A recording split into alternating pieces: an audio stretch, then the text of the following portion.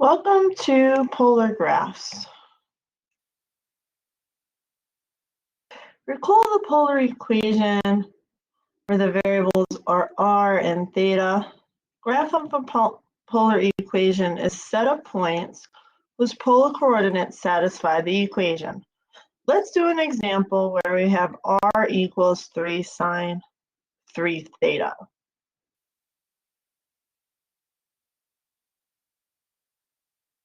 Okay. We're going to start to form a table with theta and r. So if theta was 0, we plug that in, it's 0. If theta was 15 degrees, plug that in, sine of 45 degrees is root 2 over 2, times it by 3 is 3 root 2 over 2. So at 0, we're at 0 right here. And then at 15 degrees, so this is 15 degrees right here. 15 degrees, we are at approximately 2.12. So 1, 2, and then 0.12. Then we're going to do 30 degrees, which is right here.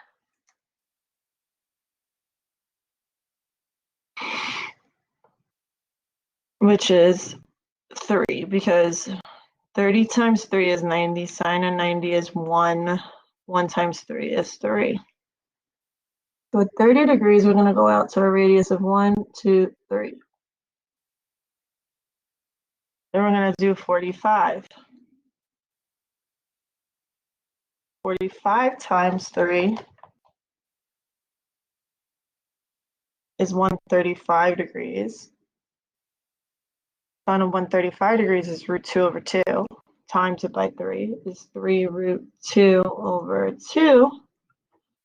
This is approximately 2.12. So we're going to come over here to 45 degrees. And we're going to do 2.12 again. So notice it comes back down. Then we're going to go 60 degrees. So 60 times 3 is 180. Sine of 180 is 0. 0 times 3 is 0. So come back to 0.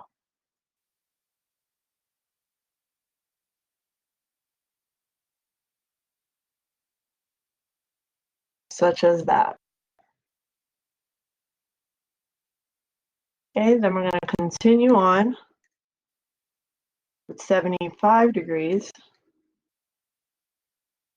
You do 3 times sine of 75 times 3, 225 degrees.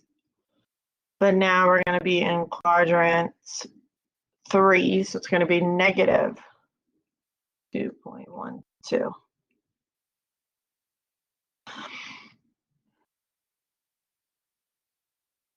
So this is 60 degrees, 75 degrees. So you would be at 1, 2, 2.12, but we're going to go in the opposite direction to right here.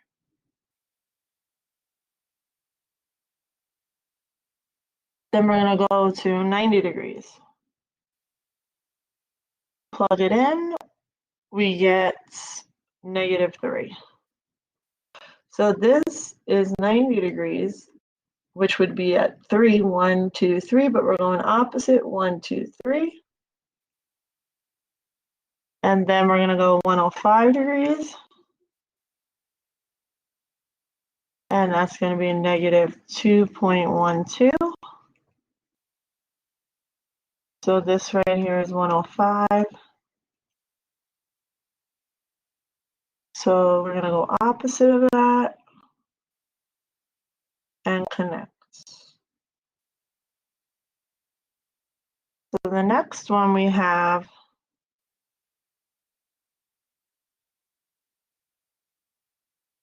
is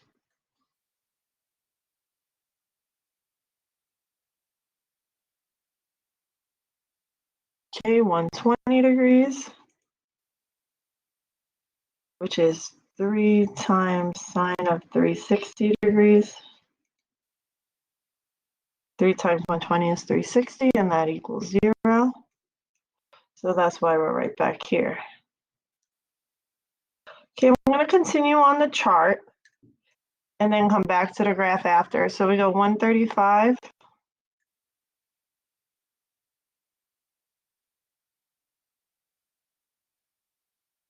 Which will be 3 sine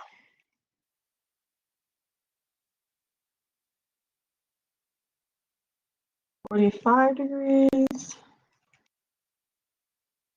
Well, 135 times 3 is 405. 405 degrees. There we go.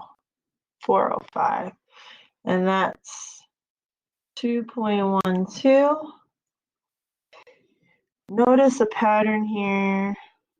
150 degrees is 3 sine 150 times 3, 450 degrees. And that's going to be 3. And then this 165 comes back to 2.12. And then 180 comes back around to 0. So if we were to plot those, here's 120.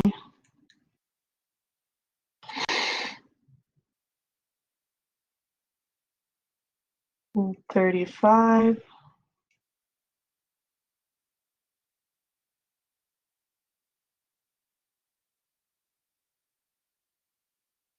$150, $175, $180. Okay, and then we're going to plot our points. So at 135, we're at 2.12. So 135, we're at 2.12. Remember at 120, we were at 0. And then at 150, we're at 3. 1, 2, 3. Back to 2.12, then back to 0. Okay, this is considered a rose curve.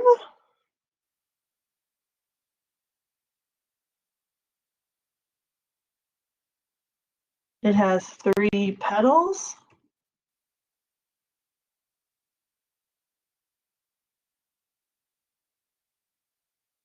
Which is represented by 3, and the length of the petal is 3.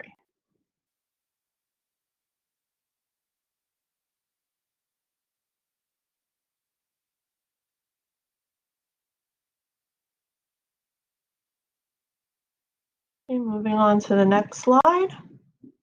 We have a summary of rose curves here. So I would usually write them out, but to give you some reference pages to use, I just created the pictures for all of them. I'll go over the explanation though. Rose curves are in the form A sine B theta or A cosine B theta. Okay. If B is odd, such as 3 petals is 3. Max R value, max radius would be 4. So if it was 4, 2 theta, it would be 4, 4, and 2B petals. The odd is symmetric to the y-axis, and the even is symmetric to the y-axis. Or when you have the rose curve of the form A cosine B theta, where B is odd, 3 represents the number of petals.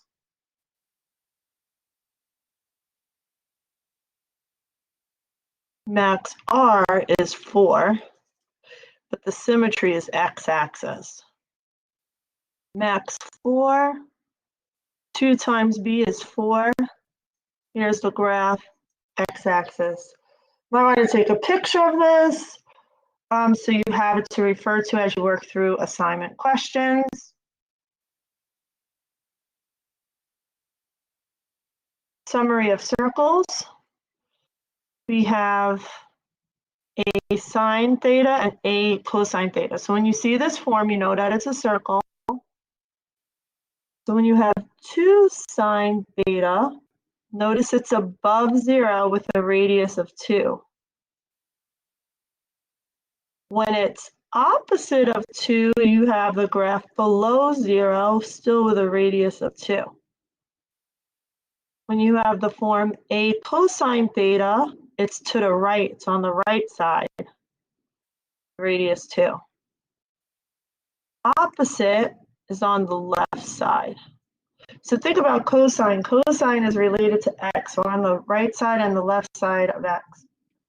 The sine theta is related to y, so you're above y and below y. Now we have summary of lines. So you'll know you have a line if it's in the form a secant theta. So remember that secant theta is 1 over cosine, so a over cosine. And then you solve for a, r cosine theta equals a. So remember in the previous lesson, we learned that r cosine theta represents x. So this would be the line x equals 3. So if you see 3 secant theta, you see that it's the line x equals 3. And if you put your graphing calculator in polar form, okay, you will be able to see this in live action. Okay, so r equals a cosecant theta, that's a over sine, that's r sine, and remember r sine theta represents y. So you have a horizontal line, such as y equal 2.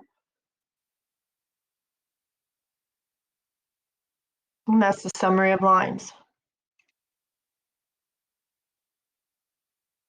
Then we have the summary of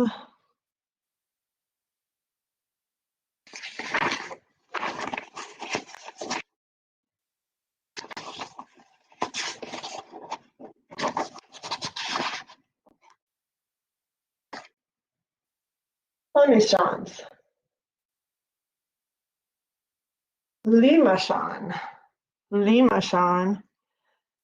There's different types of Limacons. This is when you have a plus minus b sine theta, or you have a plus minus b sine theta, cosine theta. And here you have 2 plus, there's 4 key points, a plus b, b minus a, 2a, and a. And then you calculate a over b. If it's less than 1, you're making an inner loop. If a over b is equal to 1, you're making a graph called cardioid. Cardioid is the shape of a heart for V-Day coming up.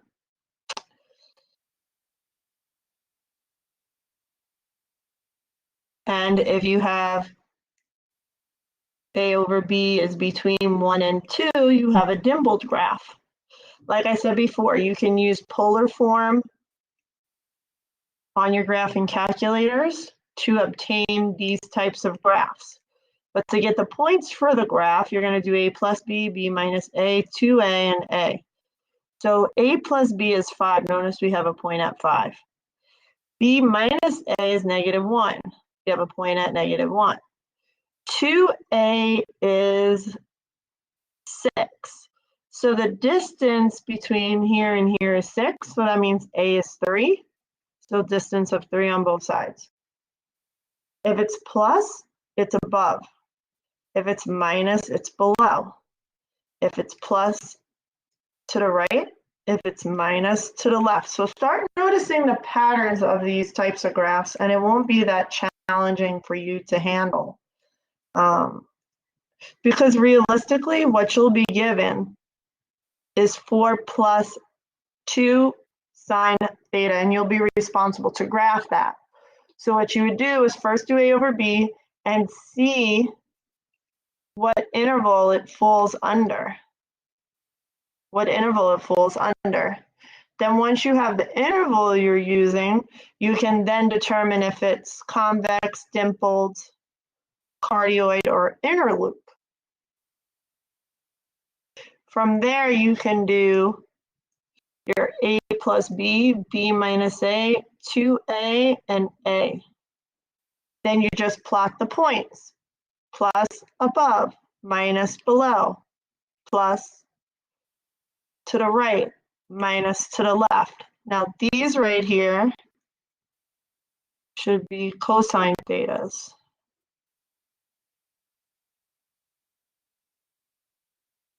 Okay, which is just a little correction on this reference sheet. But as you take a picture of it, here's the top, here's the bottom. Let me do that again, top, bottom. So suggestion, really hardcore suggestion is take a picture of these and have them for your reference. Okay, let me skate curves. So you're gonna skate in a figure 8 for these curves. So this would be the form. If you see that you have an A squared, okay, that means that A is 3, because square root of 9 is 3. You will see a 2 right there, and you will see an R squared, or let me skate. So it's going to be symmetric to the origin. So you're going to have 3,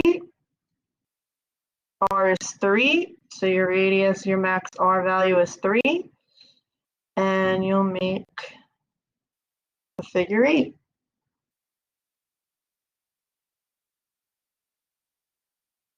Same thing goes, but when you're dealing with the cosine 2 theta, you're going to be on the left and the right.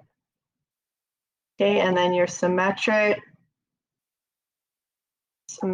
x-axis will be 3 for your radius, but now you're going left to right.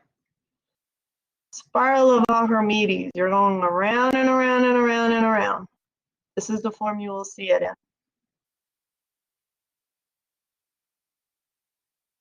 This one, you're going around counterclockwise, like standard position angles. This one, you're going in the opposite direction, but you're still spiraling. And again, graphing calculator, mode, polar form.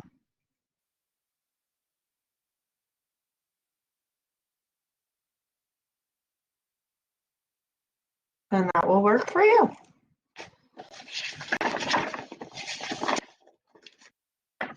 Okay, now we're going to go over a few where we're going to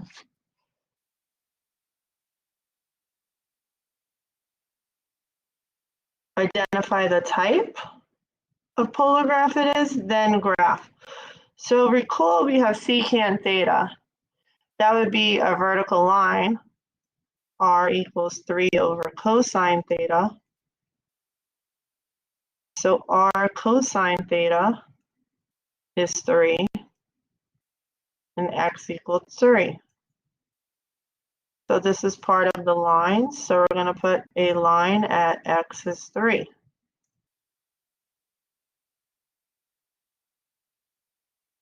And then on this side, we're going to be doing the same thing,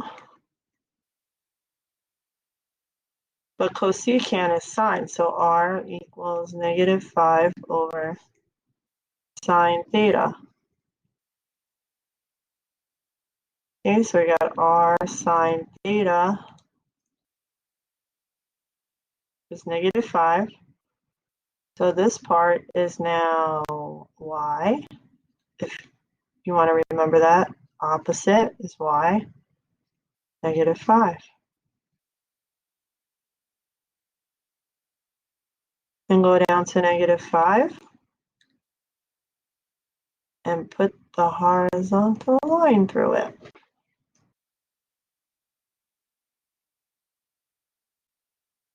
Through -5. It's -5.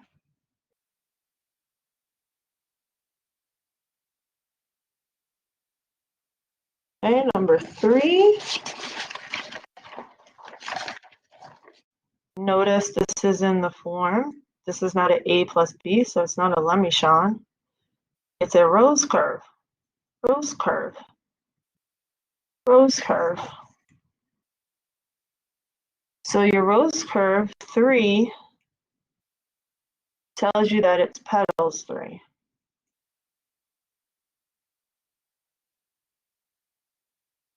And max R value is 2.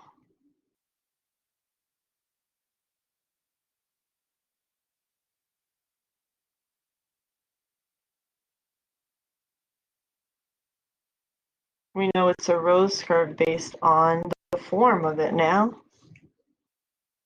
And you can do polar form in your calculator, or you can know that there's 3 petals. 1, 2, 1, 2. Oops. 1, 2.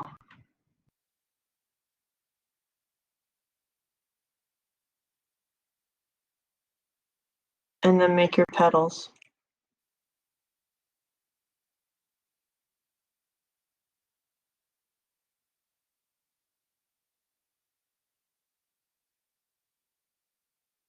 And that's it. If you want to include the directions that you go to get the petal, that would be helpful. And the next one. It appears that at first glance you might think it's a rose curve, as mentioned earlier. However, notice we just have theta right here. So it becomes a circle. But this part is diameter.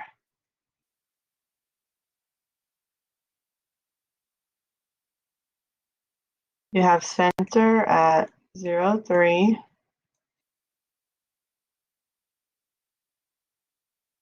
And it's above.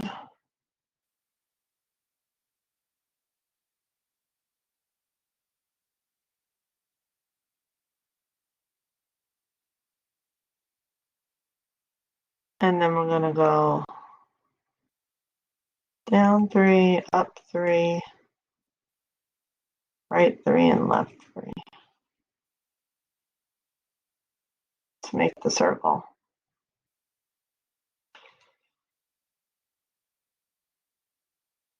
We're going to go to number 5. Now, again, we're back to a rose curve with 4. So when it's even, we're going to do 2 times 4 to get the number of petals, which is 8. So facts, rose curve.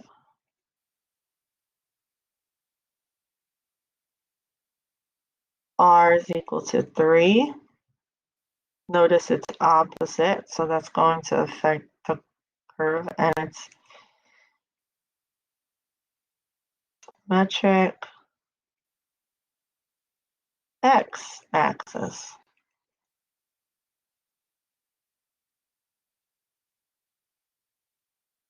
So we're going to have 1, 2, 3, 1, 2, 3, 1, 2, 3, 1, 2, 3,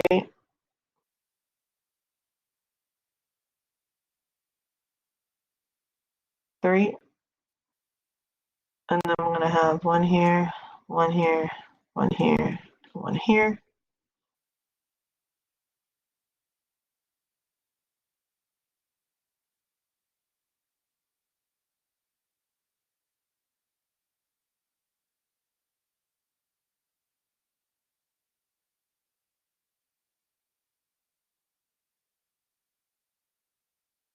There you go. Inclusive. Have a great day.